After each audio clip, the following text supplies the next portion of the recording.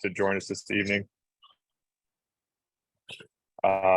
This is a little bit of an unusual, I would say, summertime, Some Ventures Band of Angels monthly meeting, but we're really excited to have all of you because we've got still yet another. I mean, the companies, the groups just keep getting stronger, I feel like, but we're really lucky to have a full slate tonight. Not going to do as much of the past company updates because we're going to jump right in the element. But before Peter goes with that intro, and I had the chance to also speak with the founders, but Mr. Mansfield's so much more eloquent than I am. I figured we're going to try and get our everyone who's referring these opportunities in a better chance to introduce founders than just having to listen to me. I'll just share that tonight is going to be a little bit unique in that in about 40 minutes I'm going to have to go jump and catch my flight.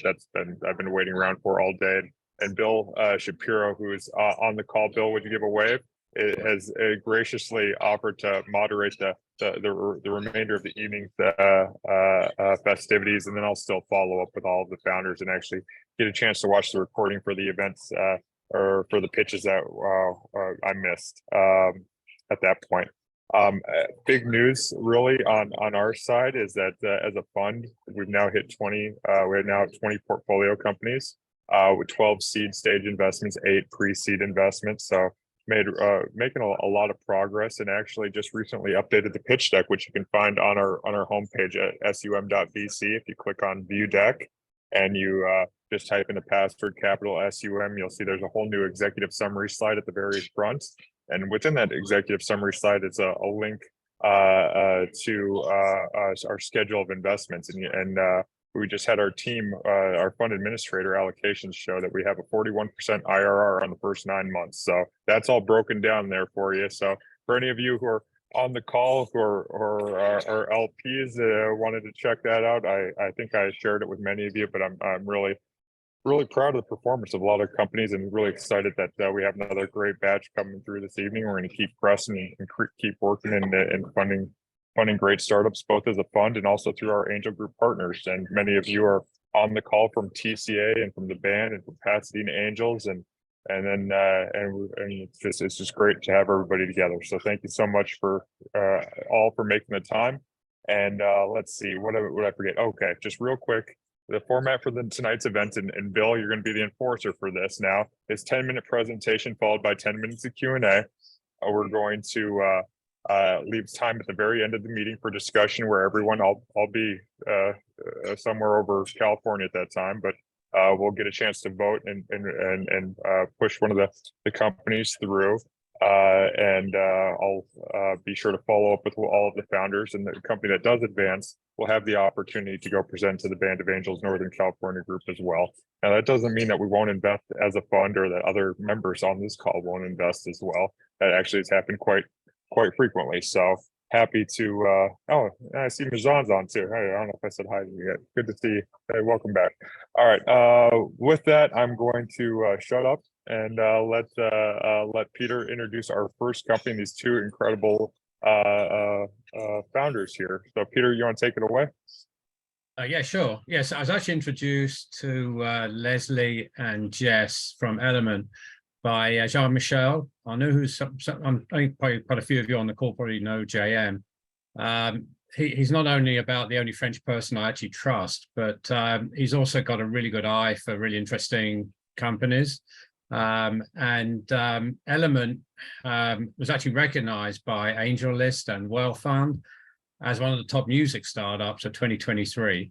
So I'm not a big music industry guy, but the solution itself is a really gorgeous looking app and platform, and it's also actually something almost like a fledgling movement to promote global collaboration amongst musicians and corporations, and it so essentially helps musicians find creative partners, expand their network, and get paid opportunities from brands. I'm probably not doing it justice, but as you go through from when you hear the presentation, you'll get to see where I'm coming from on this. I think the one thing everyone knows is the music industry has just been going through like a sea change over the last few years, because of things like streaming, and there's really a sort of an underlying need for the creators to have a better handle on how to actually monetize what they're creating and create better music. And that's exactly what Element does. So I'll hand it over to Leslie and Jess. Both of them have got great backgrounds, both on the corporate side and also on, brand and early stage side. Thank you so much. That was a great intro. Yeah, we're super excited to share with you all a bit about Element today. I guess I'll just start sharing screen and we can jump right in. Cool. Hunter, you may need to enable screen sharing. Already done. Perfect. Oh, you're the man. You're better than I am. Okay, great. Let me. Alrighty. Can everyone see? Yeah. Okay, fantastic.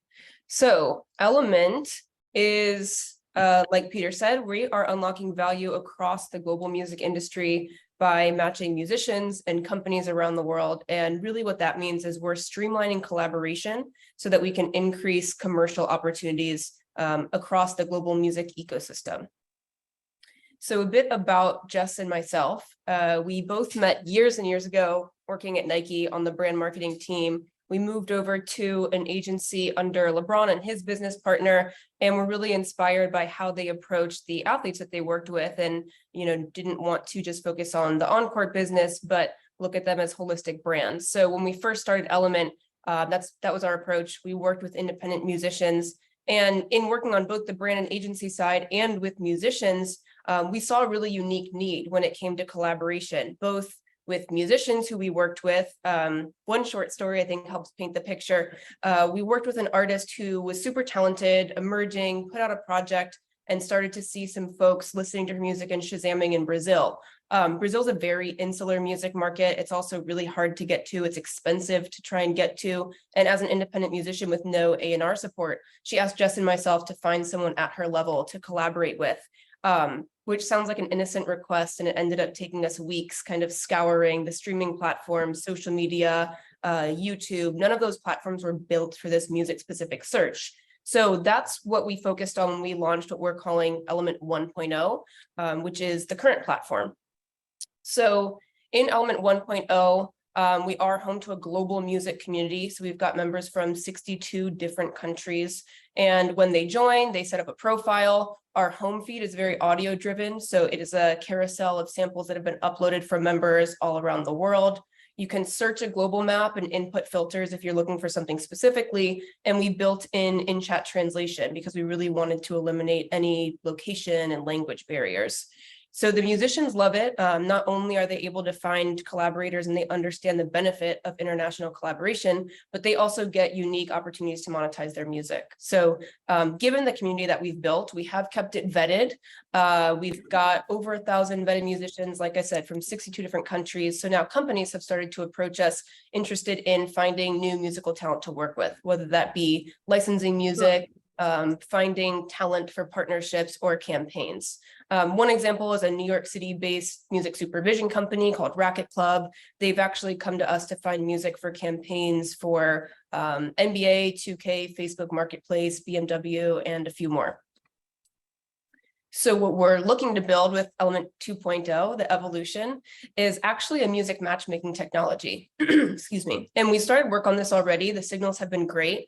It will be a machine learning layer that kind of integrates into our current technology and will also power the B2B platform that we're building. So what this will allow through the machine learning mechanism is a prompt-based recommendation engine. So based on whatever that company is looking for and their specific business needs, they could put in a prompt like this example. I'm looking for a musician that sounds like Drake but speaks Spanish. And by analyzing the reference track they give us, we'll do a quick audio analysis that's sort of two-pronged with genre classification, as well as actually looking at the audio spectrograph. So based on what the music sounds like, plus the parameters that they're looking for, we'll be able to say, okay, here's a list of independent musicians that you can work with directly, and they can send the briefs through and work with them, very similar to Upwork. Is the answer number one Bad Bunny? Might be. That Bunny's not on Element yet, unfortunately. So we know that this is really important and necessary for not just sync companies. That's sort of the central point. It also expands into agencies that help source music for brands and campaigns, as well as MCNs that actually find music for content creators. But focusing on sync companies, they need to clear music really easily. They look for hyper local, genre specific music that's really specific to whatever media they're sourcing the music for. It's much easier if they can work with independent talent because it can be one stop. They have rights to their music. It's much easier to clear versus going through a publisher or a label, and it's much more budget friendly for them. Additionally, it saves them a ton of time, and these opportunities are really time sensitive. So the sync market, just a quick overview for those of you who may not be aware of what sync is. It's licensing music and synchronizing it with visual media, whether that be TV, film, advertising is the biggest one. But it also goes into fitness, gaming, content creation and video content. So it really is hard to kind of identify the total addressable market, but we know that it's growing super rapidly. So last year, there was a 22% growth in terms of the sync sector. There was over $1 billion earned from sync just on the publishing side of the business. YouTube paid out over $4 billion to the music industry for people licensing music for the content. So it's a really interesting market, and it keeps growing year over year. Where we see ourselves and the role we see ourselves playing is really creating a new channel of interaction. So we kind of sit in the middle, like we mentioned, sync companies and other companies want independent musicians who they trust can serve their business needs. Independent musicians want opportunities to earn money from their music outside of streaming.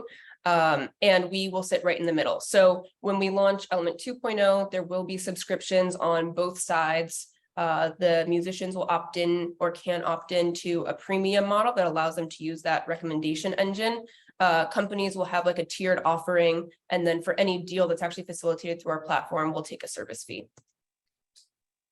In short, we'll become a two-sided marketplace. So you could think of this a little bit like LinkedIn. There is the peer-to-peer side where folks can connect and network alone. And then there's a side that's also companies looking to hire for specific jobs. And really what we're focusing on are these three core pillars. Community. So over 40% of our community is from Latin America. Actually, we really want to double down in that market. Please mute. I'm sorry to interrupt, but please mute everyone. I think we're good. Thank you. So over 40% of our community right now is within Latin America. Mexico and Mexico City are really, really big for us, super active. So we really want to double down on those efforts. We're actually working with a distribution company to host another writing camp in Puerto Rico this fall. And what's great about the writing camps, we've held one in New York, one in Mexico City, and we're holding one in LA next week. Is that brands are really eager to get involved. So when they get involved and they sort of sponsor, it's a great way for us to acquire new users, promote it, and they foot the bill. So we don't actually have to spend any on acquisition costs. Already spoke a bit about the technology aspect, but we know that sound matching technology is going to be a real game changer for us. It also allows us to establish those multiple revenue channels. And as far as the B2B audience goes, we recently secured a pilot partnership with an agency, which I'll talk about in one moment. So they're going to help us build and kind of beta test the B2B product before we put it into market. That agency is AKQA. They're a global digital innovation agency. They have a chapter out here in LA that we are working with to, like I said, build and beta test the B2B side of the business. But what's great about the partnership we have with them is they have a huge client roster across sportswear, lifestyle, and even luxury brands. So we are going to be essentially their music supplier for any of their client needs. This allows us to work with multiple brands through one partner. It's a great way to get our members paid opportunities through these campaigns and partnerships. And we're working with AKQA to actually curate songwriting camps for brands. So instead of music being sort of an afterthought, once campaigns are already set and then they're scrambling to get music, we'll actually host these camps, create music in advance, and brands will have access to it that's already pre-cleared. So this is, looking at how we're going to evolve our platform into a B2B2C model over the next 18 months. So to date, we have proven the community, like I said, 62 countries, 40% in Latin America. What we're starting to do now is actually disseminate trend reports, and this is more specifically for A&R folks, industry executives that are focused on music discovery. We can aggregate a few different APIs and data points so that we can customize reports based on the type of discovery that they're looking for. This allows us some short-term revenue, but also allows us to build credibility as a music discovery source and starts to unlock those relationships. Once we have the matchmaking product spun up, this will really be a first to market tool for musicians in terms of optimizing collaborations and that recommendation engine. So we plan to integrate that into the B2C side, the app for musicians, and launch the premium offering. We'll start to beta test the matchmaking with the B2B product. And then we'll look into payment integration so that the B2B product can launch. We'll have subscriptions on that side. Payments will be able to flow between both parties. And then once that is launched and tweaked, we'll look to scale it.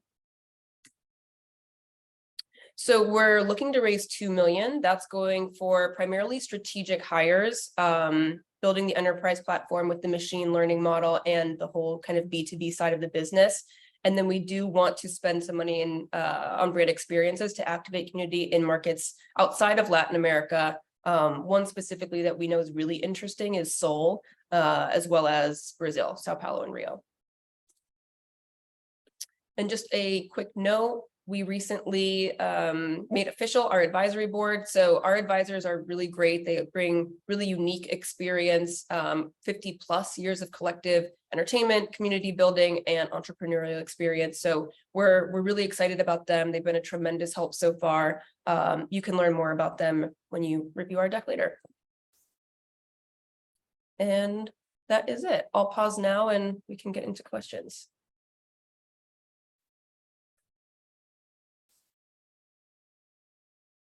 I guess Garrett left, so I'll just ask the first question.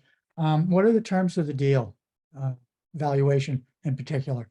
Sure. So we're looking, like I said, to raise 2 million for an 8 million pre, 10 million post valuation. Let's dive a little deeper in there. Out of that 2 million, are there any funds committed so far? Not yet. We kicked off our fundraise pretty recently. Prior to this round, we raised all of our funds through convertible notes.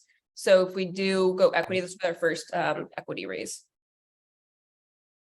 And I forgive me if you did show it on the slide. I think I saw it briefly, but as far as the roadmap over the next 12 to 18 months, could you again walk through specifically the track and milestones and the number of users and the artists that you plan on getting on platform with the money, and how much it costs you to acquire those users?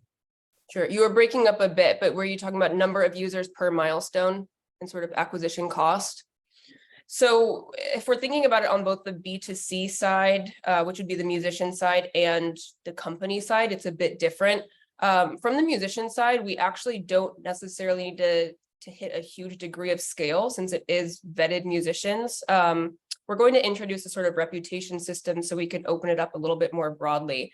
But ideally, when we're launching the premium offering for musicians, we're hoping to have like 30% adoption rate in terms of those that opt into the premium version.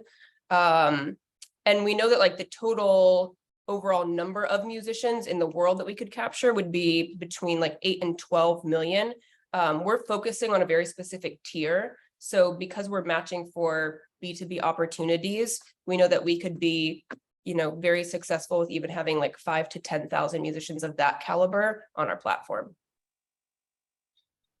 Sorry, I might have missed it, but what's the revenue like, and what's the usage look like as well from both sides of the aisle on the musicians itself and also on the other side? Mm-hmm. So we're pre-revenue right now because we focused on building the community part of it. We're going to introduce basically our revenue will turn on once we turn on that premium subscription offering. So we're looking at pricing that at $9.99 for musicians. We know that that's comparable to other kind of music softwares like Splice that are in the market now. And we think based on the market that we're looking to capture, that we'd be able to earn like 8 to 10 million just on that B2C side with that subscription. Following that would be the B2B subscription, and that's really going to be based on what size of companies and how many we onboard. So we are going to look to have territory reps and more official salespeople upon this raise. And then the hardest, that's the revenue stream that's hardest to gauge, because it is dependent on just size of deals facilitated on the platform, would be based on the service fee that we take for all deals coming in. And, just to follow on that, when do you want to launch that premium version, $9.99? Ideally Q1 of next year. We're hoping that by the end of this year, we'd be able to finalize, kind of refine the machine learning model, integrate it into the current platform, and have it ready to go by Q1 of next year. Okay, thank you. Is there a freemium approach where you're trying to just get artist adoption and you can get them on and then trial basis or some way that they can get familiar with it, especially given that some artists might be starving and $9.99 might be a hurdle for them? Absolutely. No, that's such a good point. So the network as it exists today, that will always be free. We know that that's super important. We want to always be able to offer services to artists, even those in, emerging markets. Those are just starting out, those that might not have that disposable income. So the subscription is going to be for that premium level that has the machine learning based recommendation engine, as well as some other more like a la carte features that people who don't opt into the subscription can pay for, but it would be kind of bundled into that $9.99 subscription. Thank you. Yeah. Leslie, you might want to talk a little bit to just how difficult it is, the pain point at the brand end of things, as far as, you're putting together a commercial, you're putting together a video, you're putting together who knows what, in finding good music, because that pain point is pretty acute as far as I'm aware. It's an absolute crapshoot, right? In trying to find good music. And that's what you're trying to address. Yeah, no, that's a great point. It's very hard to find good music. So on the brand side, typically they will work with agencies like AKQA to kind of source music for campaigns. And Jess and I can attest that on the brand side, there's sort of two needs that we're really trying to solve for. One is finding music for campaigns or content, and that usually tends to be an afterthought. They'll have everything scripted out, they'll have the content itself ready to go, and then at the last minute they're like, oh shoot, we need to find music for this. And then, a lot of times the music that they were using as part of the scratch track is not approved. So they either have to pay a ton of money to go through the label and publisher to clear it, or they're scrambling and going through kind of music libraries that have pre-canned music that don't really have a sense of identity. On the flip side, on the other side, brands are really interested, and we know this from the agency as well, always looking for new talent to work with, and talent that's specific to either local campaigns or talent that's authentic to communities that they're trying to break into, like Latin America, and don't really have a great starting point for that. So as far as the brand side goes, that's what the two main pain points we're trying to solve.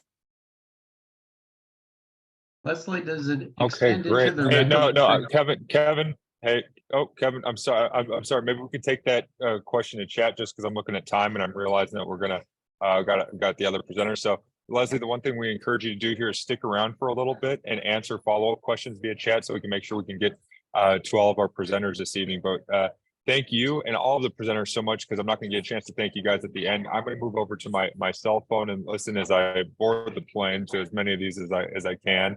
And next up, I'm going to hand it over to and be sure all presenters to leave your contact information in the chat window as well when you stick around for a little bit. Let's see, we got Kevin. You're up. You were talking. I shouldn't have interrupted you, except for you were talking about the wrong thing. You're supposed to be introducing your company now. So really happy that Kevin Herzberg is with us. He's the vice chair of Pasadena Angels, as well as having a long career in banking and consulting, and I'm proud to have him as an advisor for our fund.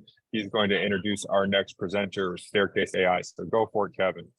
Great. Well, thanks for that warm introduction, Garrett. And thanks again for having both me and Ori to present to the group. So as Garrett mentioned, I'm here to introduce Ori Entis, CEO of Staircase AI, and Staircase is a platform that analyzes omni-channel communications like text and email, and determines sentiment of the clients. That information is rolled up to a dashboard, and basically the customer success groups are now able to consolidate the communications across all these channels to kind of figure out which clients might be happy and which ones might be at risk of churning. And I've been working with Ori for a couple years now as an advisor, and it's really been a lot of fun to watch he and the team evolve from basically a raw PowerPoint to what is now a robust revenue generating platform with raving fan clientele. And I think Ori's really kind of at an inflection point of growth and ready to scale, and is really doing a nice job adding features as customers ask for them where it makes sense, and really finding his niche and product market fit. The platform itself is a little bit difficult to describe in a couple sentences, and I'm sure I didn't do it justice, but fortunately Ori can. And with that, I will hand it over to Ori to take us through it. Thanks a lot, Kevin. Hi, everyone, and thanks a lot for having me. Appreciate the opportunity to share with you what Staircase is developing. Can everyone hear me okay? Great. Yep. So with that, let me just share. So Staircase AI is an AI first revenue growth platform. We coined the term artificial revenue intelligence a while back, about 2 years ago. And our goal is to solve a business problem, how to retain and expand your customer base in the B2B world. The problem, we're solving is that many businesses lose, millions and billions of dollars of revenue by having, what's called a leaky bucket, churn, which is it could be anywhere from 5 to 20% in the B2B world, missing opportunities for expansion. And additionally, there's a lack of visibility, especially in the complex business interactions. Prior to founding Staircase, I managed, post sales and product teams. My most recent was a team of 150 people overseeing $100 million of ARR. And out of that experience, we founded Staircase. When you think of the B2B world, and I'm sure some of you have that experience, that there are a lot of interactions and relationships happening between a lot of people. These are two networks of people that are interacting, either between themselves or also with a product. There are many channels of communication today. So Kevin mentioned at the beginning email, but there's a lot more right now, like this Zoom call that we're on. There could be Slack channels, there could be ticket systems, and many more. It's very hard to consolidate all that and actually make sense of it. When people report on what's happening, they tend to do it with a certain bias. It's natural, it's normal, but it often doesn't paint the real picture of what's happening with an account. And most of the incumbent platforms out there rely on manual data entry, and that is a real challenge for organizations. When we thought of the solution and what we created, over the past 2 years is what we call an artificial revenue intelligence. And what we do is we analyze all the interactions between the business and their customers. And then we build what's called this 360 data warehouse. If you look at, the current solutions out there, they are very much, as we said, relying on, human basically reporting, whereas Staircase kind of connects to these channels, looks at the data automatically, and understands it with the power of AI. After we understand things like sentiment, relationship, engagement levels, we can determine things like health and also propensity of renewal. And we can then also recommend action. How does the platform work? On the left side, you can see the various sources of data. And as I mentioned, several of them, there are communication channels, there could be CRM data, they could also be transcriptions of call. We call that the raw data signal. We then build this There's some background noise. I don't know if someone can mute. We then build a very robust and complex index database. So imagine that every conversation or interaction is then put in this database. That is, we clean the data, and then we run over 10 various machine learning models, including generative AI, in order to determine some of the things that you see in that blue rectangle. So the health of the customer, the engagement levels, the relationship, and so on and so forth. When we look at these signals together, we're able to determine business outcomes. We're able to understand opportunities on the revenue side of expansion, but also risk of churn. We're able to provide managers the governance, the ability to make sure that their organizations are operating the way that they wanted to. Are these meetings, these cadence of meetings with the customers happening? Are the relationships that you want with decision makers, champions, are they actually occurring? And on the productivity side, we can determine almost like a pure COGS number, right? How much time is actually spent, on a specific customer. The market that we're entering is, as Kevin mentioned, some of it is what we call the customer success market, which is a fast-growing market post-sales. We are also, our buyers are also in the CX space, customer experience, and of course, sales intelligence, as we move also from post-sales into pre-sales. We've been selling for about 2.5, 3 quarters. We're seeing strong signals of product market fit, and we gauge that 2 ways. One is through our NRR, which is over 100%, 135% over the past first year. So we converted some design partners last year, and we're able to both renew them and expand them, which is a strong signal of value. We also measure adoption of the platform, so number of users, logins, and other metrics like number of accounts onboarded. And we're seeing steady growth in addition to just the feedback we're getting from the customer base. When we look at the competitive landscape or the ecosystem, we look at on the horizontal axis from what we call kind of rule-based or manual workflow. So think of technologies like ERP and the early days of CRM about 10 years ago, 15 years ago, all the way to the modern AI-triggered workflows. And on the vertical axis, we're looking at the number of sources of data. What we, basically determined is that you need as many sources of data as possible in order to paint a clear picture. And what Staircase does is an omni-channel approach. We can basically connect to almost any channel of communication, if it's human or product, and analyze it and merge those signals together. And that's one of the unique aspects of our platform.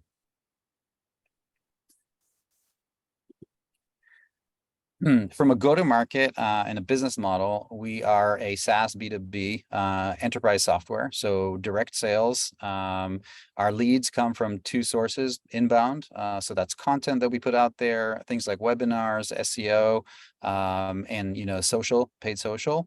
And we also have an outreach. We have an SDR, BDR team, and we recently added our first director of sales. From a pricing perspective, it's kind of a combination of a seat-based, which is very common in the space, but adding to that the number of customers onboarded. So for example, if a client of ours has 1,000 customers, they may choose to onboard 250 at first, and then slowly grow the number of accounts that we're monitoring for them. ACVs range anywhere from the 20s to up to $100,000 a year, annual contracts, and our economic buyers are typically the CCO, Chief Customer Officer, CRO, and data and operations. On a timeline, over the past 2 years, this has been a journey. We raised our seed round, $4 million from 2 VCs. We had our MVP out in November, and today we have 16 plus paying customers. The reason I say plus is we have a few in contracting right now.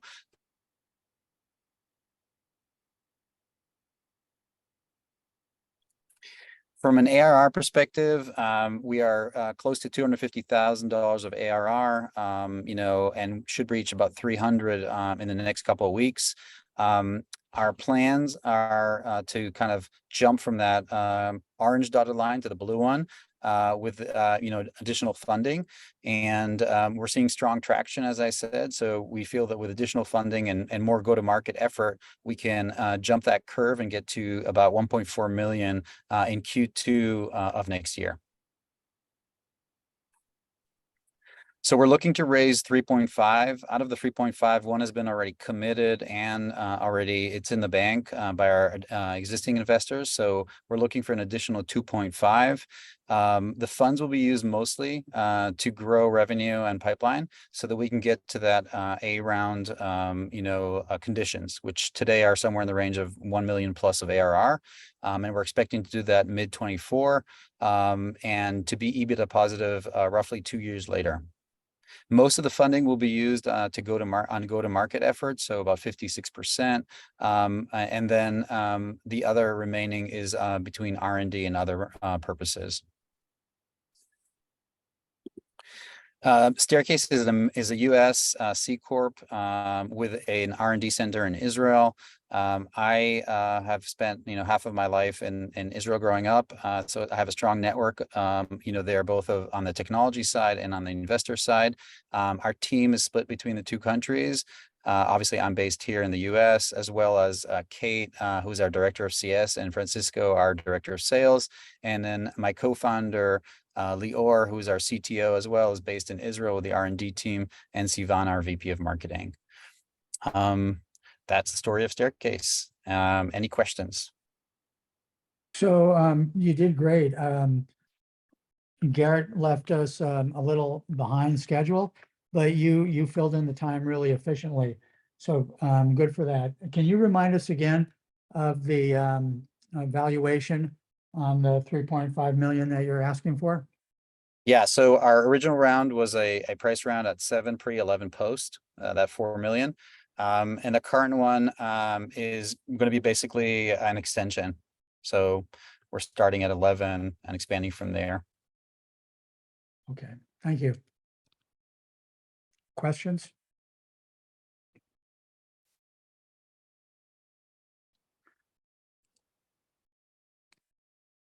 Ori, can you talk a little bit about some of the client feedback you've gotten, especially even of late?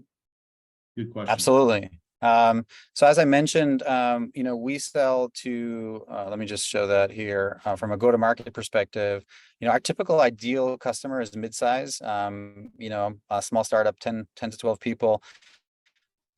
We serve companies in the range of several hundred employees to several thousand, and we're talking right now to Fortune 500 companies. An example, I'll give you an example of recently where, a head of sales called us up and said we helped them save a customer by the fact that we basically identified a very negative interaction between this customer, which was a six-figure customer of theirs, and their service team over a certain period of time. We alerted management very quickly, so we basically provided a zero escalation time and enabled the CEO and the CR to take action directly and kind of take care of the problem very quickly. Sometimes and very often these organizations, an issue like this could kind of sit around for a while, and by the time it's escalated, it's too late to kind of fix. Another story just to share, we recently had organically 2 upsells. So that means customer of ours that said, okay, we'll start off with half of our client base. And they called us up about 2 months into it and said we want the remaining of our customers on it. And then later on, we found out that they had actually churned off 2 of their other technology tools in the stack. So they upsold on our side and actually downsold on other technology that they had. So those are just some of the, when we look at product market fit and, being a product lead for some time, we look really to make sure that we're delivering that value. We're very attentive to our customers. We're, customer obsessed, to use that term, and building, according to their direction. What about sales cycles, Ori? How long is your typical campaign? Yeah, so as you probably have heard, sales cycles are elongating a little bit lately. There's somewhere, yeah, they started, last year a little bit faster, probably the 3+ month. They're now taking probably somewhere to between 3.5 to 5. We did close a couple of customers in 2 months. That's really fast. I'll be honest, the stage that takes the longest is legal and security. And that just is, it's rare that we lose a deal there, but it just takes time. That ping pong between legal and security. We're an AI first company and we use generative AI. And it's way. Hi, hi vibe. What? Can somebody please mute? There's nothing to hi about. Yeah, Hunter, you're gonna have to please mute Did I everybody. miss my exit? Um, So- I think I missed my exit. Mohammed, can you mute? Thank you. So, so what we see in the marketplace is a little bit more sensitivity lately to the use of data, especially with large language models. We have over 10 models. Most of them are in-house, but we do often use, things like ChatGPT and other tools. So that is actually, just a discussion we have. We're SOC 2 compliant, GDPR, CCPA. It's just a process that you have to go to. And we know from other, colleagues and other SaaS providers that, the sales cycles now are somewhere in the average of 5 months. And we're definitely there in that range. And I'm sorry, you may have had, what's your pipeline right now? It's about 900,000. Okay. Are your customers mostly in the United States or are there in other countries? They're mostly in the United States. And we do have some, just because of our network, when we started off, some Israeli international companies. And then is the ingest point, is it multinational? Are they able to interpret other languages, or does it have to be English? We're predominantly English right now. And partly because of the accuracy of AI in general. But now with some of the new technologies out there, we're going to be able to focus on additional language. But I'll be honest, we are focusing on the US, North America as a market before we kind of expand to Europe and APJ. I've been there. I think it's not the right thing for us right now. I think we should be focused on on a strong market where we can grow quickly and then expand. Thank you. Yeah, and for what it's worth, I'll just say Ori was using AI way before it was fashionable over the last few months. So this is really an AI first company. He means it when he says it. It's funny that Kevin says that, but a year ago when we went to to prospects, they would say, "Oh, AI doesn't work," a lot of false alarms and so on and so forth. In October, I suggested to write an article about generative AI, and my VP of marketing said nobody will know what generative is. Fast forward 3 months, with the emergence of ChatGPT, and I think the consumer experience that each one of us, has, it's boosted, I think, the confidence in the technology, and also a lot of interest. So a lot of companies are reaching out to us saying, we know we need to incorporate AI. We don't really know how or what. And that is actually, a breath of fresh air, after, 2 years of really working through that, in the trenches.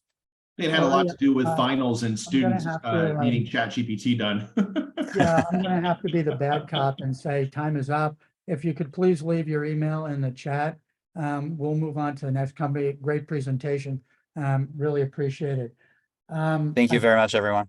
Yeah, our next up is Crewlab with Dominic. Are you here, Dominic? Hunter may have let you in or know where you are. Hunter let me in. I'm here, present. Okay, Hunter, we'll let you share the screen and we look forward to your presentation. Great. And for those of you that didn't see, there is an intro for us from Cameron Taylor, professional basketball player, in the chat. So take a look. He knows what he's talking about. All right, just moving some faces around. Here we go. So hello, everybody. It's great to meet you today. My name is Dominic. This is David. We also have Bruce on the call. And we're Crewlab. It's a business-to-business software as a service sports technology company with more than $100,000 of recurring revenue. We've achieved product market fit, and we're raising funds to go after what is a multi-billion-dollar opportunity to magnify the impact of coaches. And we have very investor-friendly terms. So the heroes of sports, where it all orients around is the coach. They make it happen. There's about 6.5 million coaches in the United States, and they support the whole ecosystem and are the backbone of character development in young people. We've talked with hundreds of coaches. We've been through some incubators and accelerator programs that nailed us on the customer discovery. And as coaches ourselves, I can tell you that it's not easy. You're expected to be everywhere, know everything, and be more engaging than social media. And coaches across the world are chronically overworked, underserved, and spending too much time on the things that aren't helping athletes. So it's our mission to let the coaches coach. And there's actually huge opportunity in amateur sports. It's much larger than professional sports. Our beachhead market, where we're getting started, is in this endurance sports world. The largest sport in high school, it's It's not football. It's not volleyball. It's track and field. Huge is also cross country, swimming, triathlon, rowing, cycling. This is the world we're starting with. There's about 3 million participants, charge about $10 per athlete per month. And that makes up our opportunity there. That's the initial business. It's a utility between athlete and coach, but there's revenue potential to grow this 5x contract sizes. We get huge when we go to all team sports across the world. And that's when we talk about billions of participants in the sport. So Crewlab's all about letting the coach coach. It's all in one utility. It's putting things like social media, data analytics, artificial intelligence in the hands of well-intentioned individuals, coaches.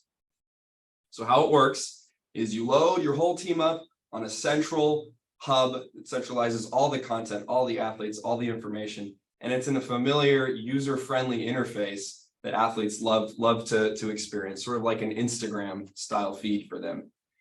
Athletes create their profiles, they begin engaging on it. Coaches run their training calendars through it, and there's all kinds of content and information that naturally gets created in this platform to help the coach improve. So there's kind of 3 categories here. There's the fitness, which is the daily workouts and the training and the improvements over time. There's the mindset.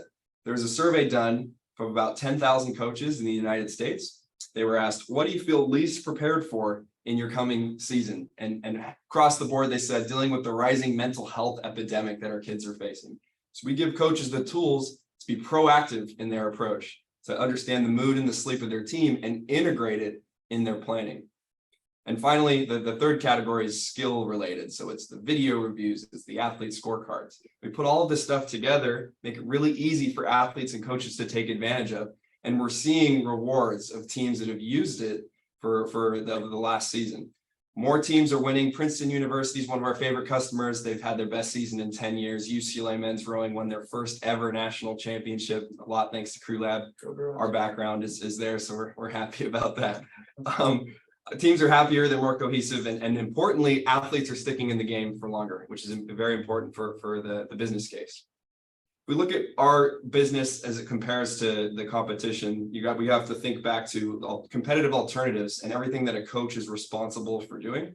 There's lots of activities, and largely most teams today are run off of a Google spreadsheet, some sort of group messenger like a WhatsApp, and it's disparate tools. TeamSnap is huge. They're coming next. TeamSnap is huge. There are some sports-oriented platforms largely focused on parts of the issue. So TeamSnap is all about communications, is which parent's coming to this event and bringing the oranges, right?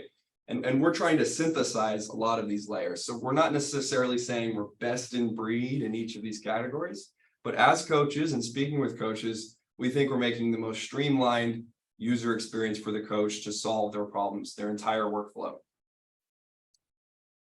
Reviews are great. Head of youth rowing, he oversees about 50,000 athletes, is totally sold on Crewlab. He loves what we're doing here.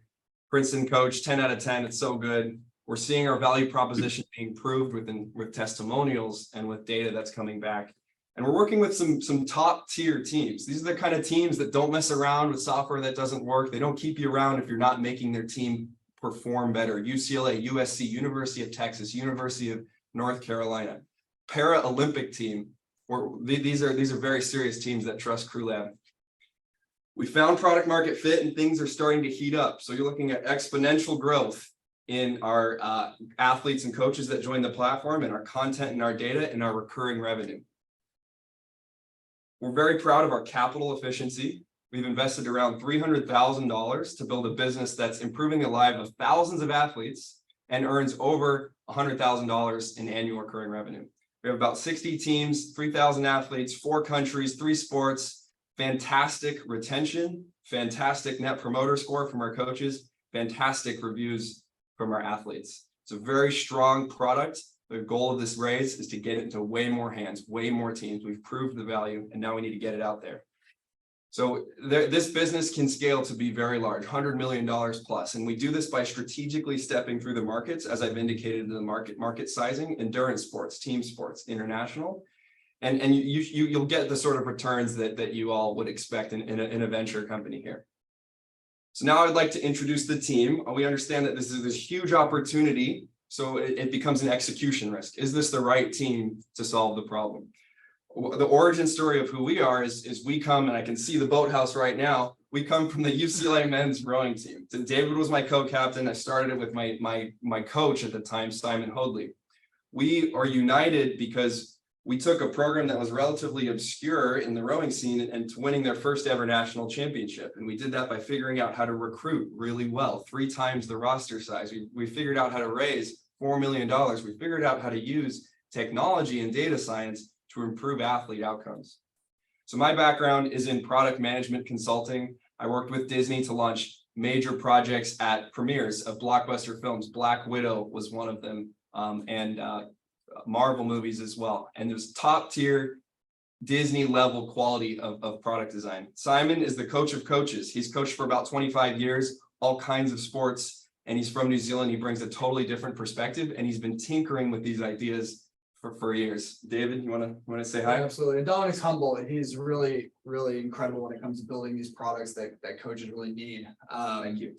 And also getting the market, which is where I sit. My background's in media and music. I was a professional musician for many years. And then at UCLA, after getting both an economics degree and a master's degree in data science, spent a lot of time in the finance world with Deloitte.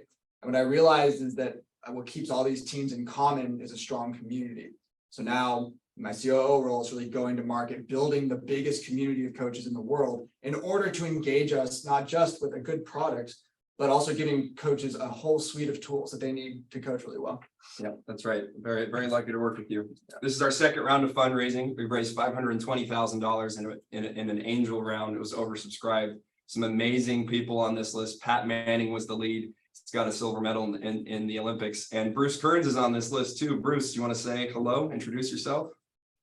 Hey folks, I got into this because my son David is one of the founders, and because I just retired from KPMG about a year ago after a long career as a CPA in Silicon Valley, as a partner with Anderson and the Go-Go 90s, as an IT leader in some major companies, and then in the startup world.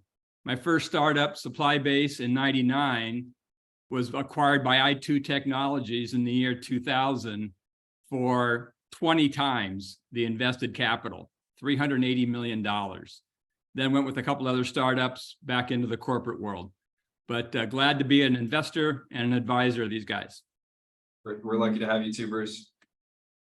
We can get more into unfair advantages if you guys want to touch on this, but our team has unique insight, access to talent. We're in this world. I use the product every single day as a coach of 15 years.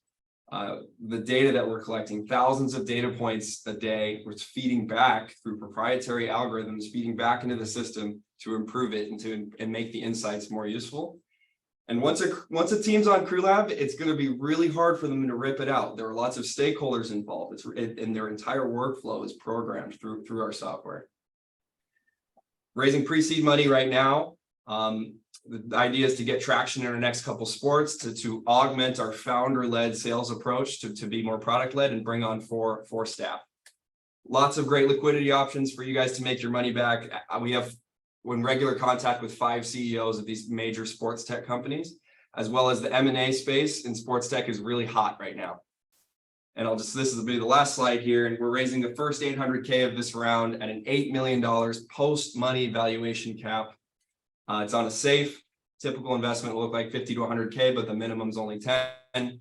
And we're midway through this round. We're in active conversations with a couple of these angel networks, and we're looking to lead off the round. I can't say his name yet because it's not official, but with probably the fittest man alive right now, multiple gold medals in the triathlon, 4 times world champion. He's going to really give us a lot of credibility once he officially signs.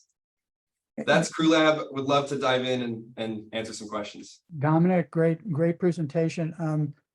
Can you tell us what your barrier to entry is, how you won't be copied?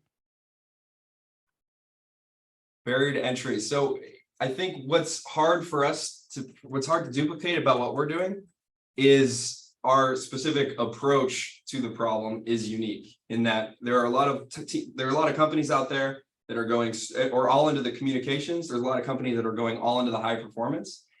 And then we also have tons of data that we're feeding back, and that's a flywheel that grows and grows and grows. You can talk about community too. Yeah, I mean, the biggest thing that I've found over the past few months is that coaches really are into their community, right? Into their friends, into their network of coaches, and a lot of their reputation gets staked on how they coach. And with Crewlab, armed with Crewlab, they're understanding that it's easier to coach. And not only that, but we're giving them the tools, whether it's virtual platforms, interviews, ways to connect with each other, that kind of bolster the actual SaaS product. We see this go well with Notion. We see this go well with Amplitude. It's another company. They do a lot more of a content approach, but the content and the community approach to building energy around the platform has really been powerful for us. Do you guys see, and based on that, thank you for that answer. Do you guys see there being a fit as, you know, the coaches continue to develop athletes, and ultimately a lot of the credibility of those coaches comes into their ability to place those athletes at the next level, whether it's in high school to college, collegiately to professional, or the club level. How do you guys see the recruiting element playing in on this? I mean, I see it there, but I didn't see it highlighted. We should roll in our whiteboard that we were just marking on for the last 3 hours, because we were just talking about that. Go ahead. Yeah, well, something that we're excited to pilot this summer is Crewlab Talent ID. And this is really the glue that keeps us together, keeps coaches engaged. It's a free platform that athletes can use for now, free, maybe down the road, may monetize it, but it brings athletes to the next level. Athletes that already have Crewlab subscriptions, it gives them the opportunity to connect with coaches at college that they normally wouldn't have access to. We have access to all these people, right? We've built a CRM in order to sell this product. Now we're going to turn that around externally facing. And the value add for the coach is that they get access to the top tier of talent. We're piloting this with the U.S. rowing selection development camp athletes. These are 300 of the best athletes in the country.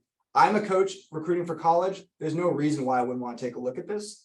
Are you guys tying in with the NCAA, just making sure that they're all in compliance with recruiting? And that's the point, right? We can build that in because we know, and we work with NCAA coaches. We can cut it off when they don't have, when it's a blackout period, and then we can open it up when it is. So it's really a big value add, and it's going to bring a lot of energy back to the platform. It's good lead generation too, and it's good when a coach goes from high school to college, they have 4 years of data that they can share with their coach. You just unlock it, coach. Just pay the bill.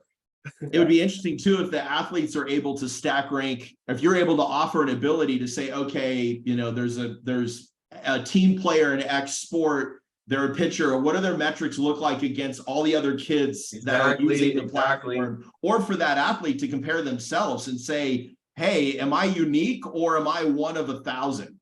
And that's where we get into what makes us unique is we have the knowledge to make those metrics, those comparisons, and say, hey, this is a 5-star athlete, this is a 4-star athlete, same way that the NFL does. Yeah. And then really starting to crowdsource that, because the more user generated content we have on here, that's where we really start to get the lead generation pipeline to then close the platform. And where this is distinct from other recruiting platforms is the athlete doesn't have to do anything because they're already using it for their team. They don't have to do anything. They just click the share the coaches button and that's it. Yeah, it's so amazing. Hey guys, Well, quick Dominic, question. David, I was gonna comment. I played football at SMU, and you know, I'd used Teamworks, a couple of other software, and they sucked. I mean, especially during COVID. During COVID, it was just, you know, 150 people on a football team is too many to have one. What position in football do you play? Safety. Not anymore. I'm retired. Saving my Hey, life, let's go. That's a lot of running back there. You must have good wheels.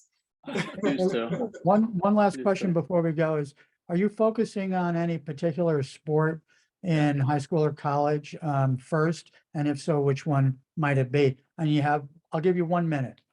Okay, endurance sports. So running, swimming, cycling, Okay. rowing. We have a really strong base in rowing, but we're already out in some of the others like running. All right, well, great presentation. Can you leave your contact information in the chat window if you haven't already? Yeah, sports is in the news all the time. Coaches, unfortunately, are in the news the last few days. So something to make them look better would be really valuable. They need all the help they can get, let me tell you. Thank you very much. Thank you guys. See y'all. Thanks, Garrett. Thanks, everyone. We're going to move on to Trova. And Scott, are you here? I think Hunter. I'm here. Yeah, great. So why don't you go ahead and Hunter will let you share screen and look forward to hearing what you have to say. All right, let me get queued up here. All right, can everybody see my screen and can everybody hear me? Yes, I got a thumbs up. All right, thank you. Well, good evening. Always love sitting through some of the other founders' pitches. You guys got some tough competition tonight. I've met many of you guys last year when I spoke to you guys probably, I don't know, 14 or 15 months ago. My name is Scott Loeppert and I'm the founder of Trova. And this is an update for where we are for this year. So I'm just going to go quickly through the quick problem and solution statement just to refresh everybody's memory from last year. In today's world of ever diminishing privacy and safety, we all have valuables and personal items we don't want lost, stolen, or exposed. There's probably more today in modern living than there ever has been, but the reality is we don't have a convenient or smart solution to secure those things that we want within reach, but safely out of sight. The solution is Trova. Safes reimagined and designed to empower your peace of mind. Trova safes are beautiful enough to be kept in plain sight, but secure enough to store your valuables. It's really a new category of smart storage products. It's answering several unmet consumer needs, and we know that we have product market fit based on the sales growth that we're seeing today. Trova pairs with mobile phones, leveraging biometric verification, notification, and GPS. We provide premium design for daily use solutions for all of your possessions. We feature multiple form factors, and we've industrialized our first 3 products. So a couple quick company accomplishments. Rapid 307% growth since November 2022 through Q2 of 2023. We're actually a bit ahead of that if I just do year to date 2023. But our business historically has been 45% in Q4. So I wanted to show really how what we've historically seen is this ramp through the year that continues all the way through Q4. We believe we've achieved product market fit. We've sold 4,000 units across all of our form factors in the last few years. And our first 3 products have been industrialized and are in stock today. Since the launch of our flagship product, Trova Home, which I talked to you guys about in last year when we were getting ready to industrialize it and open tooling and that sort of thing, our average order volume has jumped to $490 in the last 60 days. So we're really in a super healthy spot from a customer acquisition cost and average order value. We have a current NPS score of 84 as of May 1st this year, and we expect that to go down. That's a phenomenal NPS score. We believe strongly in zero-party data. So because we're an app-connected product, we can regularly sort of check in with our customers, make sure that they're getting the service that they expect out of us, and ask for reviews and things like that, as well as get an NPS score. Those accomplishments we feel pretty good about as far as where we are from a growth perspective. We do have plans to finish this year 4x last year, so we're tracking close, but a bit behind so far. Company DNA, I'll just caveat that last statement a little bit by saying that we have not accelerated our marketing spend at all. We haven't scaled marketing spend at all. Our ROAS has maintained constant, blended at around 3.3, and our digital ad spend remains relatively small. Really, our mission is to own the convergence of luxury, technology, and safety, and giving people a piece of luxurious privacy. My wife and I were really inspired by the real world need for convenient security that Trova provides, and really first category leader as a luxury smart security device. We really address the market gap between kind of what we'll call dumb, ugly home safes that were designed 50 years ago and what everybody expects from a consumer perspective today, which is smart, well-designed devices. We've got award-winning industrial design and branding. Our design patents have all been granted across all of our form factors as well. So we do have a bit of protection from that perspective. Current market landscape, kind of covered it already, but typically they're meant to be stored in a closet or a basement, and we are sort of the opposite of that. We're meant to be stored throughout your home in convenient spots. So next to your bed, in your bathroom, in your kitchen, anywhere that you have a need for a little bit of privacy and security. Our market is really poised for disruption. It's a large global market. It's a $13.8 billion market by 2023. I'm sorry, by 2030. And there's no dominant brand in the space, and there's no premium or aspirational brand. So if you take a look at our website, you take a look at our positioning in the marketplace, we've done, I think, a nice job of positioning ourselves as a premium solution and an aspirational brand that consumers want to associate with. Really quickly on the team, my wife and I are the co-founders. I've got a 20+ year career in branded and consumer products. I've sat on some advisory boards for some rapidly scaling startups. It gave me the network of folks to be able to build my own brand from an advisory perspective as well as manufacturing perspective over in Asia. It was actually my wife's idea originally. She is still from a, I'm sorry, I didn't say still. She is from a entrepreneurial family and just is generally always thinking of things that solve problems. Susie Mendive has got a long career as a creative director, and she's been an invaluable resource to me. Steve Warren over in Asia has helped us industrialize our product from an engineering and QC perspective. Johan Lieden is our lead industrial designer that we contracted his firm from a design perspective. And then Greg Easley is an advisor as it relates to the financial raise. I do want to talk real quickly about use cases. So one of the things that we find great about being able to pull our customer is that they'll tell us how they're using their Trovas today. Obviously, there's the traditional use cases that traditional safes will cover, valuables and jewelry. We cover that. About 50% of our customers will use it for that. But really, because we're such a convenient solution and we live throughout your home in such an easily accessible way, we find that our use cases expand quite a bit. So some of our most vocal customers are prescription med users, or they're sensitive prescription medications, or maybe they had somebody in their household that had a problem with addiction or something like that. Also legalized wellness substances. Most of this country now is in a place where they live in states that marijuana is legal. So about 30% of our customers are using it for those types of things. Adult pleasure toys, not the end of the world if they get stolen, but certainly embarrassing if your kids get their hands on them. Got a lot of interest around global travel needs and Airbnbs and premium hotels. We haven't started to develop that space yet, but we know that it's one that we're very, very relevant to. And another one that our parent cohort, which is about 60% of our customers today, have told us they want to use Trova for is digital detoxing. So take your Trova, put all your family's devices in it for dinner. You can set a timer on the Trova app to open after an hour, 30 minutes, whatever you want to set it for, and then open it up and get all your devices out after you've had a focused family evening. So these are just quick looks at some of those different use cases that we'll use from a marketing perspective. Sales forecast. So we finished last year at about $250,000. Again, we've done about 85% of last year's revenue in the first half of this year. So we're on a very nice growth trend and planning to finish this year at $1 million and then tripling that for next year in 2024.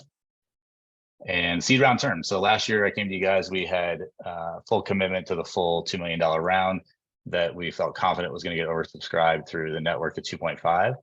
We've filled 1.5 to date. Our lead investor has filled all of that and is still committed to the full round, but has run into a capital rearrangement on his side. He's converting family office into a captive capital fund, and all of the rest of his LPs money is not into the captive capital fund. So he's in a little bit of a holding pattern for about the next 60 days, which has put us in front of you guys to have a conversation. So our safe note details, we're in a $10 million post-money valuation cap, rolling close, and targeting to close in the next 30 days or so as a goal.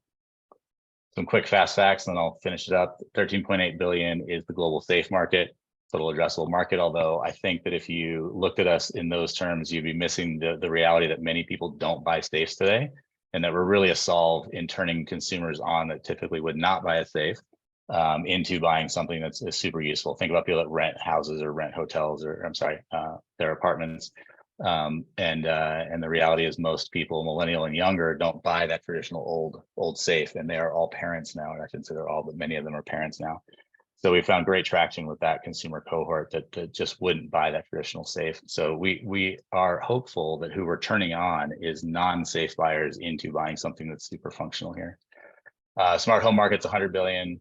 Current annual spend on travel, we are the first travel safe in our smaller form factors. 200 billion spent by millennials alone. 70% of Americans believe their personal data is less secure, and certainly safety and security is at the top of everybody's mind. And 3.6 million people average per night in an Airbnb. And lastly, Ring, purchased by Amazon for 1.2. So that finishes up my quick deck there, and I will exit so I can answer questions. I'll ask a question. A lot of people are traveling these days, and obviously they take luggage that can be fit onto an airplane. Have you partnered or are thinking of partnering with any luggage companies so that, they can include your product? Because it's a real nice size for small things like passports, money, maybe some pills too. So I was just thinking that may be a place you could sell more products at a larger scale. Yeah, we would like to do that. Absolutely. We've got a form factor already in development that is passport sized, actually, called Trova Travel. And that would be our next product. Trova Go and Trova Go Plus that we have today do not fit a passport. They do fit plenty of cash and other valuables like a watch and things like that. But yeah, absolutely, we'd love to partner. There's probably a couple places that make a lot of sense. I think in commercial and residential apartment buildings and things like that, to be included from a design perspective would be a great place to partner as well.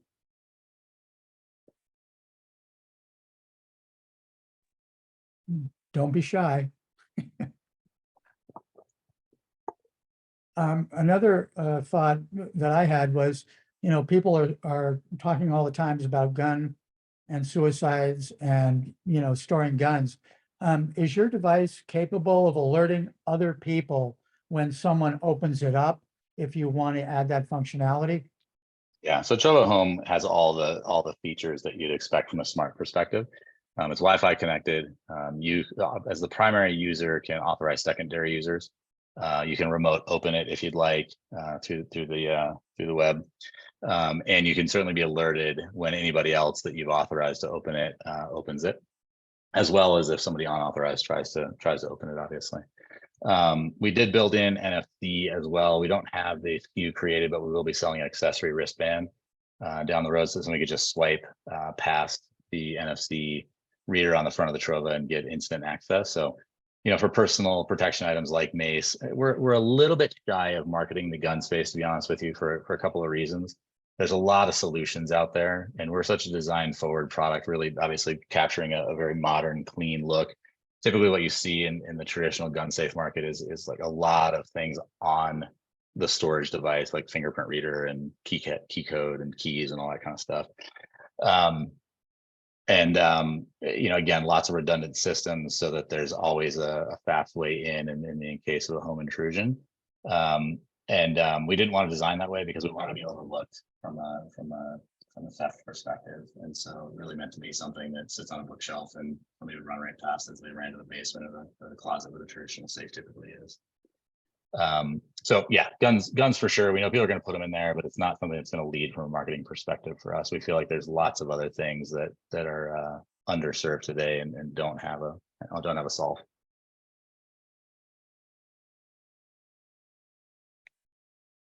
I guess I'm the only one asking questions, but you're doing. It's not a good sign, I gotta be honest. You're marketing to consumers, it looks like, having sold 4,000 products. Are you marketing to businesses or just to consumers? So last year, our business was 70-30 split from a revenue perspective, between our DTC business and wholesale partners, so retailers. We have not started to market to or try to target hotel chains and things like that. We're just not all the way resourced to be able to do that. And we just brought Trova Home to market. We're trying to catch up to demand over the last couple of months while we're finishing off our initial production over in Asia.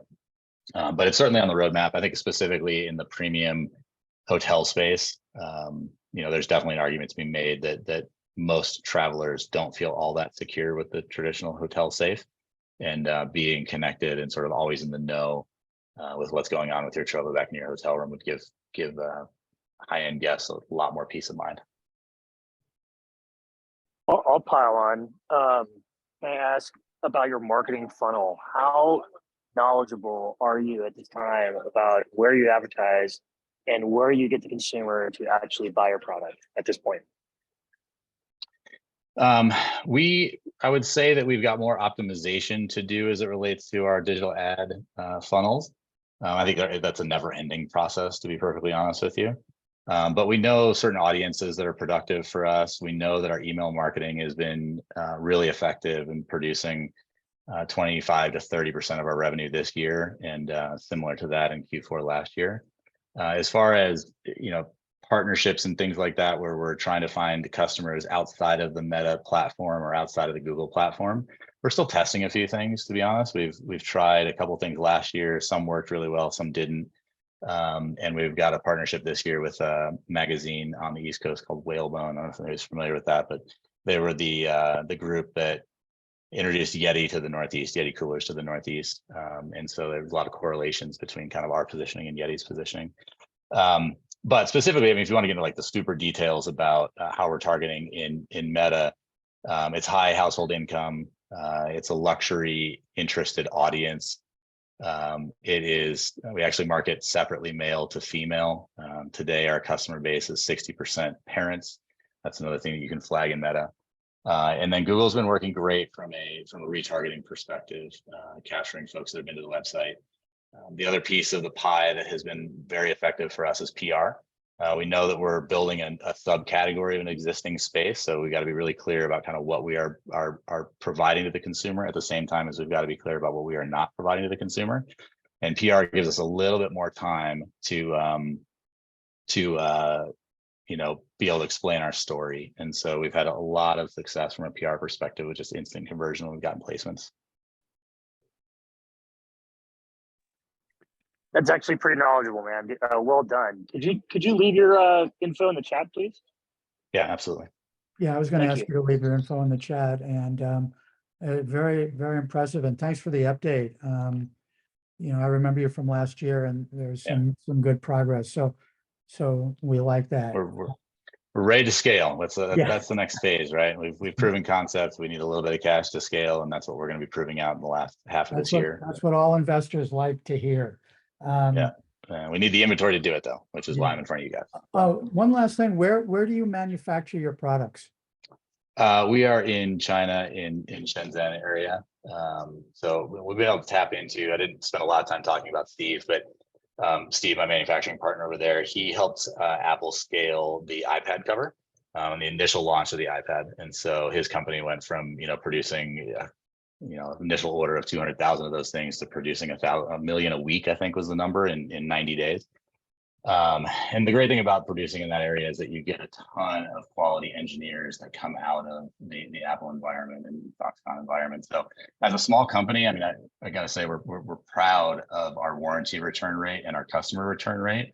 Our warranty return rate is well below industry standard at sub 0.5%.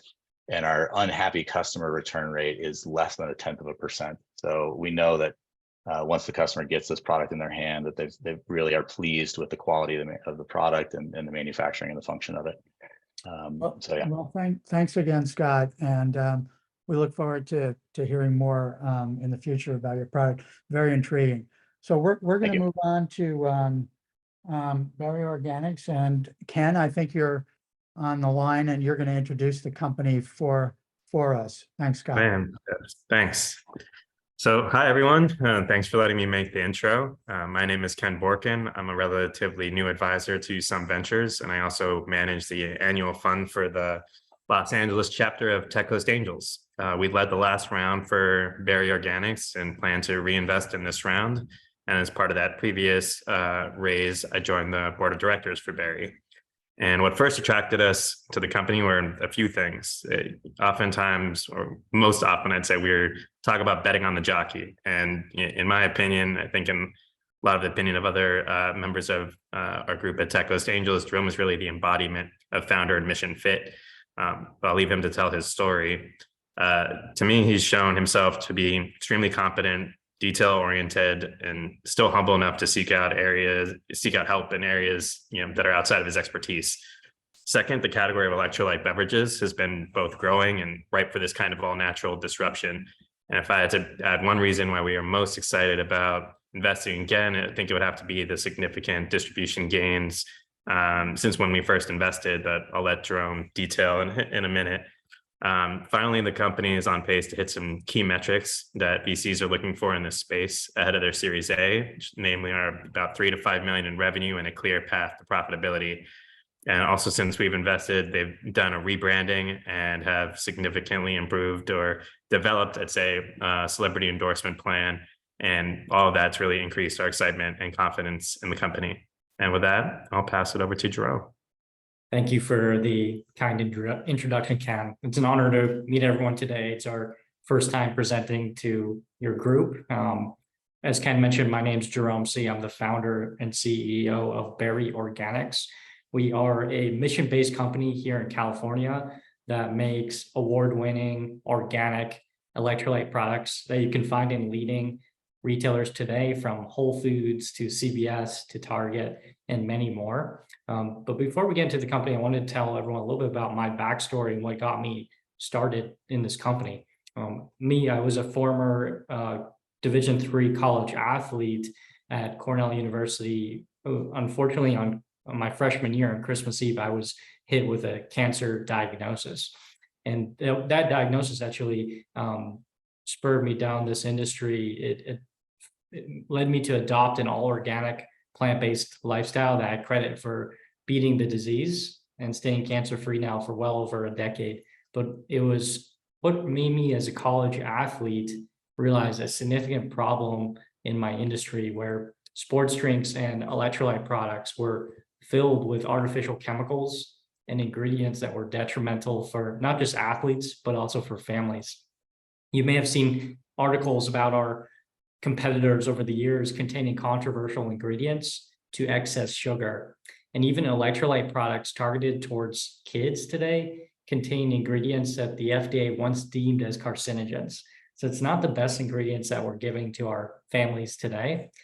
Even a couple months ago on the front page of CNN, popular zero-calorie sweetener stevia was linked to heart attack and stroke. So these are real problems that our beverage industry is facing today. Unfortunately, the big corporate giants aren't willing to prioritize consumers' health over their profits just yet. And that's really how the Berri Organics mission was born, to create healthy nutrition for families through true to nature products that are organic, plant-based, and clean, using ingredients that you can read and pronounce on the back of a label, from sweet potato juice as a sweetener to coconut water and sea salt. Our company, we believe we're mission-based at our core. It's more than just about creating delicious, hydrating products. We do donate to pediatric cancer causes.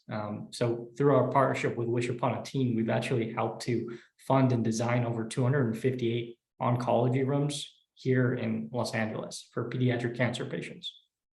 So fast forward to today, what have we accomplished? We're currently first to market as the only plant-based organic brand in the $166 billion sports drink category, and also the $1 billion electrolyte solution category. Our products are going head-to-head with Gatorade and Pedialyte, respectively, as the natural alternative. And our newest product, Berri Light here, actually represents 75% of our company's revenue today, has achieved recently the #1 fastest growing brand in the category nationwide, according to SPINS data. And we've won numerous awards over the years, from recently #1 best quality sports drink to one of the highest honors, Nielsen's Product of the Year award. Now, both categories, as you heard, are both multi-billion-dollar categories, growing between 7 to 22% per year. Where we see the opportunity, though, is that both categories lack organic and plant-based innovation, which are two of the fastest growing trends in the food and beverage industry today. In the first category of sports drinks, you'll notice our mainstream players like Gatorade, Powerade, Body Armor, and even new upstarts like Prime. But what makes us truly unique is that we're the only brand that's organic, plant-based, and clean label. And we have offered more electrolytes, but only half the calories and 1/3 the sugar of many of our competitors. And the same holds true in the other category we're in, where we're going head-to-head with Pedialyte. We're the only organic, plant-based, clean label brand. And what's really fascinating about our unique formula is that we've developed our formula side by side with doctors and have created a formula that's as efficacious as Pedialyte for dehydration prevention, but we use coconuts and sea salt instead of synthetic electrolytes, sweet potato juice instead of artificial sweeteners, and real organic blueberries, raspberries, lemons as color instead of artificial colors like yellow 6, red 40, blue 1 found in our competitors. And that's why doctors and medical professionals across the country today are recommending Berri Light, from the director of pediatric gastroenterology at Boston Children's to Harvard Medical School. Now, where can you find our products today? We currently work with some of the leading retailers listed here, from Whole Foods to Gelson's to Sprouts, New Seasons, and many more. But what's been really exciting about our achievements since TCA's lead investment last year, that's led them to lead, their signs are pointing towards them leading this round again, is that we've been able to achieve some major milestones. One, we were approved for a Whole Foods national launch. So we're in the process of expanding to every Whole Foods market in the country right now. In September, we're also going to be launching at Target. And then outside of these significant retailer launches, we're also approved for chain-wide distribution at Fresh Thyme, Tops, Ingles, Sprouts, and many more. So all in all, this adds to about $2 million of new revenue for the company, with the potential for much more once we launch more flavors and add more stores at Target. And recently too, Whole Foods and Sprouts are two major grocery chains that actually announced they were banning our competitor, Pedialyte, due to their artificial ingredients for kids. So it's a really fascinating trend that we're in right now, where more and more grocery chains are looking at our competitors and taking them out of the category due to their artificial ingredients. And then as far as financials, so last year we did 1.6 million in revenue. This year, with all our new distribution gains, we're on track to exceed 3 million in revenue. And next year, we're forecasted to reach 5.5 million in revenue and break even. Our gross margins today are a healthy blended 40.9% compared to the industry standard of 35%. Now, they often say it's 10% idea and 90% execution. So we're honored that our team is surrounded by veterans in the space who have led 11 exits. Sandy Gooch, many of you may be familiar with her name. She founded a company called Mrs. Gooch's that Whole Foods Market acquired for 56 million. We're honored to have her on our board and as an investor. Michael Sands, he formerly led Snapple, Ben & Jerry's, and Yum Earth. Our chief scientist, he actually formulated 4 beverages in our space that were acquired by Coke and Pepsi. And John Zimmer, the founder of Lyft, recently joined our team as an advisor. And lastly, Ira Loeppert, he's currently our head of sales and lead advisor. What's unique about him is he led 3 startups in our space from 1.5 million in sales to over 100 million in valuation, more recently as the CEO of Just Water, where he disrupted a very competitive water category. Now, as far as exit strategy goes, most companies that exit in our space exit to a strategic like Coke or Pepsi, Keurig Dr. Pepper, Nestle. What's fascinating about our industry is that the big gorillas in the room, those strategics, they don't have innovation departments that launch new brands. Since they focus primarily on their global distribution business, their innovation strategy has often been to acquire startups like us and feed them into their global distribution networks overnight. So for the last 30 years, you may have seen some very notable acquisitions from the vitamin water days to more recently Pepsi investing in Celsius energy drinks at a $6 billion valuation, or Gain, which our food science team scientists developed, was acquired by Nestle. A kids beverage line, Good to Grow, was acquired recently as well. And as Ken mentioned, we are working diligently on a celebrity endorsement strategy. So we've had numerous talks recently with both Ayesha Curry and Aly Raisman, who are both decorated, whether they're Olympic gold medalists in women's gymnastics or celebrity parents, who's married to NBA superstar Stephen Curry. They have a combined following of almost 12 million followers on social media. And recently we launched new innovation as well, Berry Fit organic electrolyte powders, which are first to market, going head to head with Liquid IV, which Unilever just recently acquired. So lastly, we just kickstarted a 1.5 million safe note investment in Q2. We're proud that it's already 1.3 million soft circled. We're trying to oversubscribe the round to 3 million. So there is still space left in the round. Notable investors include Tech Coast Angels. As Ken mentioned, the LA and Orange County chapters are most likely going to be leading this round. Boston Seed Capital, Dear Mama Ventures, and many more. And this investment will allow our company to achieve 118% growth, reach valuation in excess of 30 million for our future Series A round. We'll be able to partner with an A-list celebrity with over 8 million social media followers, launch our national marketing plan, which includes partnering with an army of 5,000 social media influencers.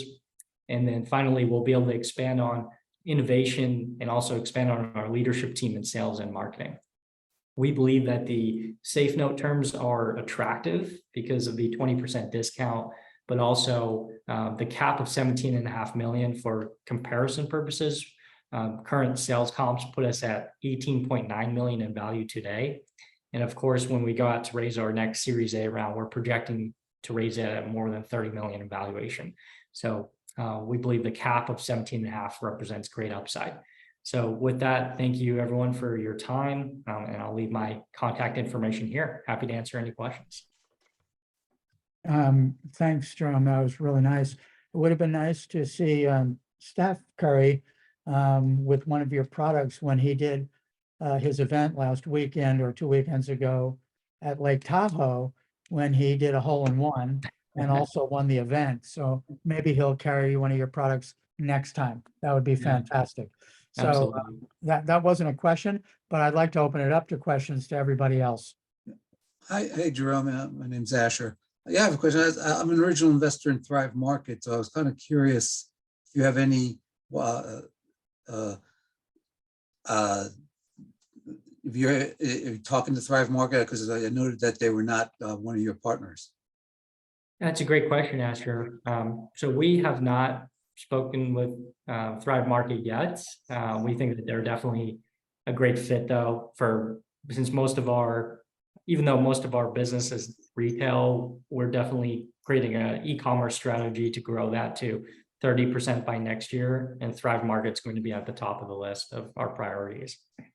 Well, if you need any, okay, I'm definitely interested in talking to you about it, but if you need any weigh in, I talk to Nick all the time. So amazing. Thank you, Asher. Yep, my pleasure. Are you guys looking, Jerome, this is Jason, are you guys looking to partner with any distributors, or are you fulfilling all of these stores and building this out directly? It's a great question, Jason. So currently we work with the leading natural foods distributor, UNFI, and also KeHE. It's rare that we'll distribute our products ourselves. In rare instances, we'll work direct with a retailer, like Target, for example. They don't have a distributor, so they'll actually pick up all our product from our warehouse. Oh, wow. But since last year, we converted most of our freight model to FOB and pickup. So all our customers and distributors pick up our products instead of us having to be a freight company and ship our products everywhere in the country. So thank you. Thank you, Jason.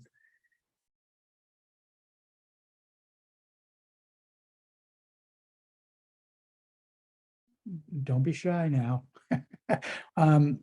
You're definitely making money, which I think everybody likes. And we don't see a lot of companies at early stages that are doing that. So congratulations. Yeah, Bill, I have another question. Sure. Jerome, on your projections, Mm-hmm. They actually are rather conservative, at least in my view. I'm just curious, with the store count that you are obtaining and the growth that you can have. I mean, I don't even think you put convenience stores possibilities and and other types of, like how Celsius grew and things of that nature. Do you have and you don't have to, if you don't want to, but I mean, do you have at least in your mind what you would think at 2026 less conservative, less conservative revenue projection could look like? And I'll just say briefly, knowing Jerome, they're conservative because that's who Jerome is. I assume, right. He doesn't count anything until it's in the books. But Jerome, I think it's a good time to maybe not be shy and tell him what you really believe this can get to. Yeah, it's a great question, Asher. Like you mentioned, I mean, these numbers are, we feel conservative as well. We didn't factor any convenience store distribution in these projections. We didn't factor any gyms distribution, any hospital distribution, schools. So this is all mostly through existing customer growth. We're getting into 250 stores at Target initially, same as CVS, 250 store test. If we can succeed in that test and go nationwide, I mean, in both those accounts, that's already covering that 2025 projection. So just we were taught to be conservative in projections, but of course, if we can follow in the same path as precedents like Celsius, I mean, we're looking at 100 million revenue a year, potentially for much more. So. How do you guys price out, Jerome, against a Pedialyte? I mean, if you're on the same shelf space side by side, when those polls pulled Pedialyte, why was that? Maybe you can give a little backstory on how you earned that space, that shelf space. Great question, Jason. So we're only 50 cents higher. Pedialyte's on average $7.49, and we are on average $7.99, depending on the retailer. But Whole Foods and Sprouts actually, Sprouts approached us, and we approached Whole Foods shortly after. But Sprouts mentioned they were taking out Pedialyte because their ingredient profile no longer fit their standards, their quality standards. So they took out 6 or 7 facings of Pedialyte and replaced them all with Berry Light. So if you go to your local Sprouts store, you'll actually see almost 7 facings of Berry Light just dominating as the only brand in the category at Sprouts. And soon after that, Whole Foods took notice, and we were able to get a national approval fairly quickly in our first meeting with them. So I think that the excitement generated from these retailers was because there was no other option in the category after they had banned Pedialyte. Thank you. So, Jerome, this is Sally DeWitt. I've got a question for you with regard to supply chain. Sure. Because you are organic, do you anticipate any problems in terms of getting the ingredients that you need in order for you to have the product that you have? It's a great question, Sally. So fortunately, since the inception of the company, we've never had a supply chain issue. We really credit that to our chief food scientist who developed the supply chains for muscle milk, for Orgain. And what he did was he created a triple backup system for each and every single one of our raw materials. And most of our ingredients are sourced domestically, including our, I would say the biggest risk a year ago with our industry was packaging materials such as bottles, glass bottles. Pedialyte also had issues as well. What's different about us though is that we don't source our packaging materials internationally. We source them all in the US. And that's helped us avoid any supply chain issues since the inception of our company. So Jerome, thank you. I think if you haven't, please leave your email or contact information in the chat window. And, we're going to ask the founders to exit so we can talk about you and decide which group or which company to talk to Garrett about. But we have to talk amongst ourselves first. So thank you, Jerome, and thank all of the founders for being here. And Hunter, you will, you will make sure they're gone, and then, we'll just have an open discussion. Thanks everyone for your time. It was really nice to have this opportunity. Thank you. Thank you all.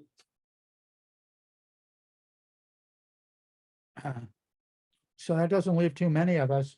What should we tell Garrett?